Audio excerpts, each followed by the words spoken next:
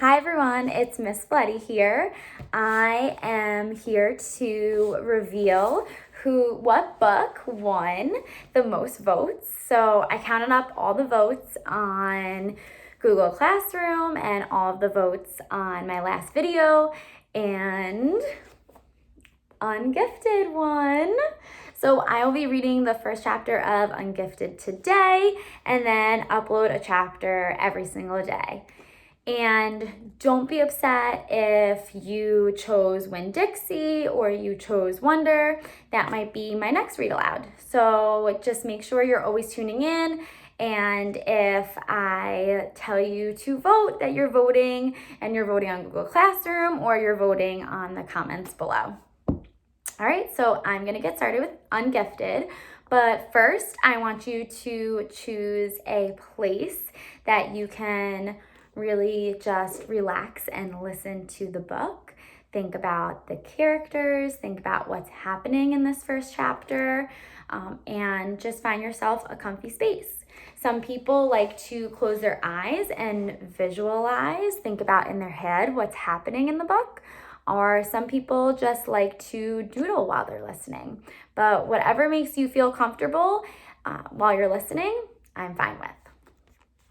So in this first chapter, I want you to think about our main character and think about a character trait that you can give him by the end of the chapter. And I will have you comment your character traits below, but I'll let you know that again by the end of the chapter. So Ungifted.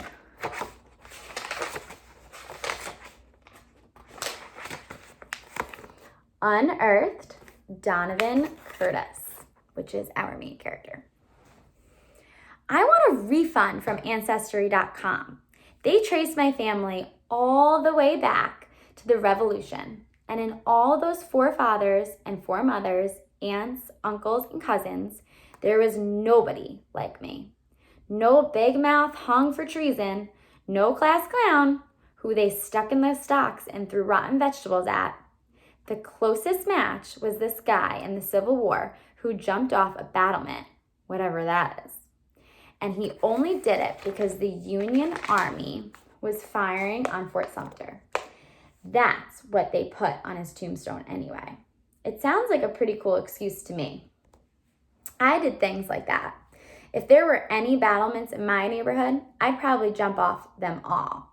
And not because of any army. I'd do it just to see what would happen. Reckless, my mother called me. Poor impulse control, that's the school psychologist. You're going to break your idiot neck one day, or someone's going to break it for you, Dad said. He was probably right. They were all right, actually.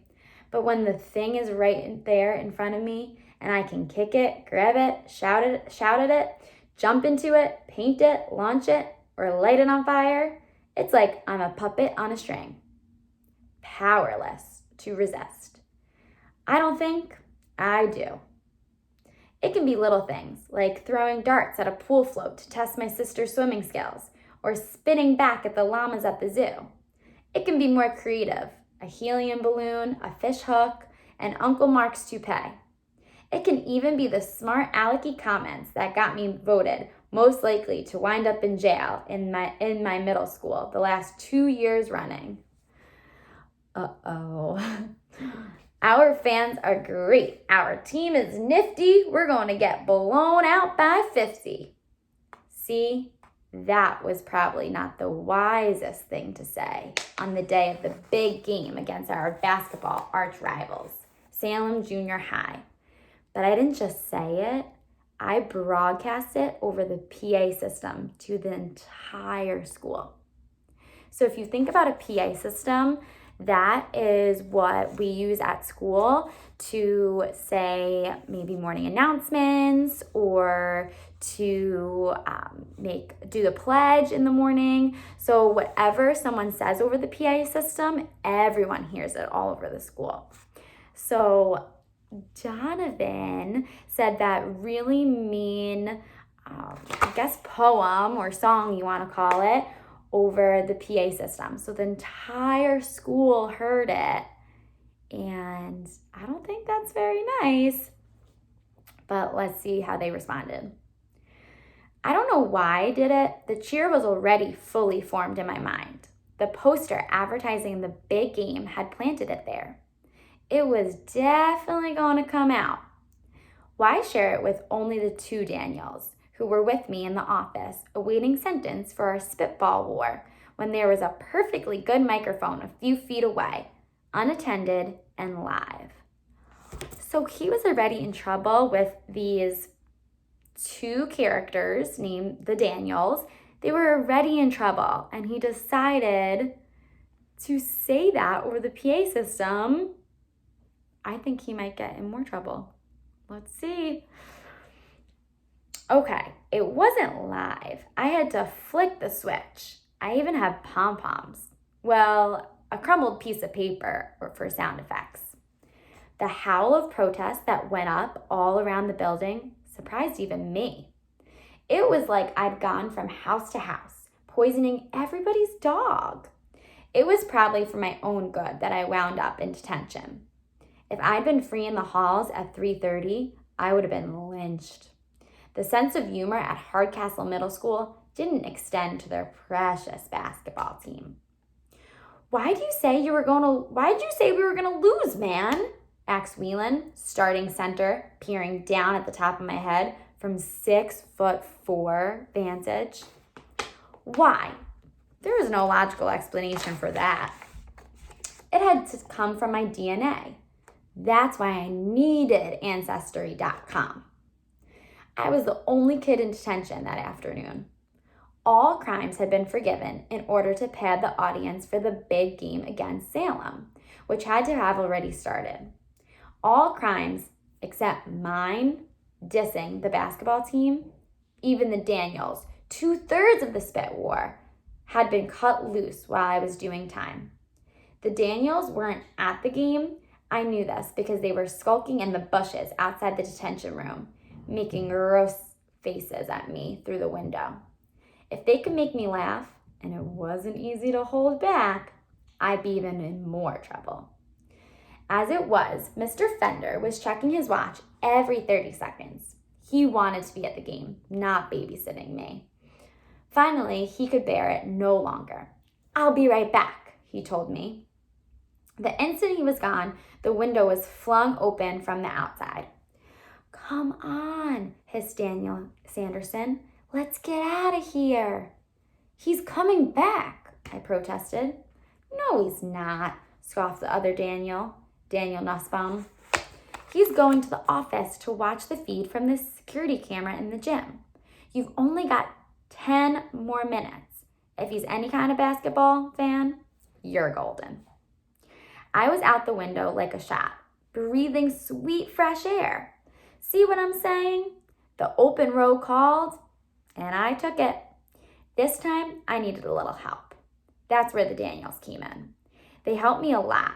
They helped me to the office with our spitball fight and helped me to the PA mic by daring me to do it. With friends like them, sometimes I wondered why I'd ever need enemies. I turned on them. Thanks for letting me take the fall alone. Your support was really touching." Nussbaum shrugged innocently. "I couldn't take credit for your poem." "It wasn't a poem. It just happened to rhyme." "I've been meaning to talk to you about that," Sanderson put in. "Don't you think it's kind of dorky? I mean, who really rhymes anymore?" "Nobody," I conceded, "except the entire hip-hop community." I bounced a pine cone off of his head, which only made him grin wider. We were at the top of the hill, looking down at the gym we shared with Hardcastle High. The parking lot was jam-packed. A roaring cheer spilled out of the building. "Man, you couldn't fit a Hot Wheels car in there," Nussbaum exclaimed, taking in the crowded lot. "Salem versus Hardcastle is the place to be." "Let's go check out the score," said Sanderson. "We can see if our nifty team will lose by 50. "Yeah, Donovan, nice school spirit," Nussbaum added, like he had any. We started down, the Daniels jostling each other absently. A kind of friendly belligerence came naturally to those two. Maybe they were descended from the Hatfields and the McCoys. I'll bet the Daniels had never checked it out on Ancestry.com.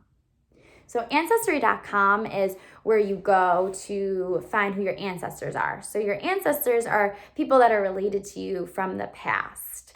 So he is thinking that the Daniels maybe had like two families that maybe fought in the past or joked around a lot with each other. So let's see what happens. I think some more things are going to happen to these three. It doesn't seem like anything good happens when them three are together. And then the moment was upon me. I must have passed the statue of Atlas 1,000 times, going back and forth on the campus of the Hardcastle Public School. Yet somehow it was like I'd never seen it before. It was not the Titan's proud, broad, powerful shoulders supporting the bronze globe of the world. So think about like the world globe that we have in our classroom.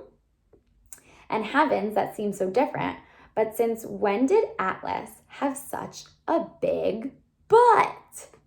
Seriously, I knew he was a Titan, but I didn't know that the most titanic thing about him was his caboose. He looked like a reject from The Biggest Loser. Suddenly, I was striding toward the statue in an almost trance-like state.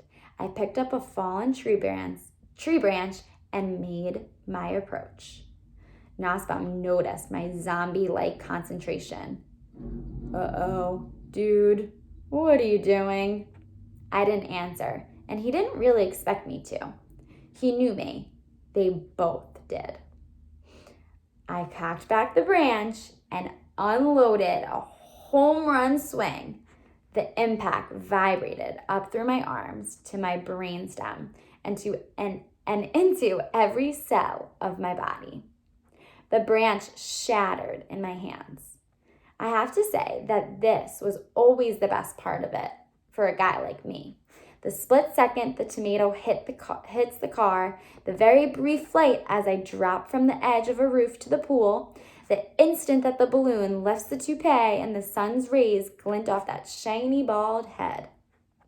Or, in this case, the gong sound from the statue's bronze behind.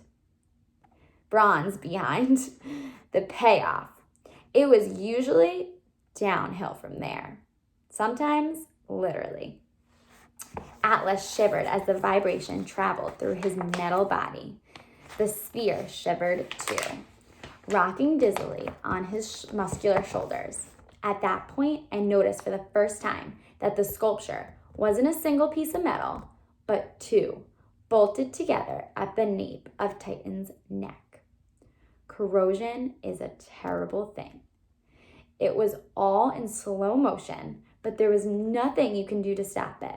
With a crack, the bolt snapped, pieces whizzing out of sight. The ball of the world and heavens toppled and hit the ground with a whomp. I was still wrapped up in the deed, lost in the moment. It took the twin gasps from the Daniels to break the trance. And by that time, the heavy ball was already rolling.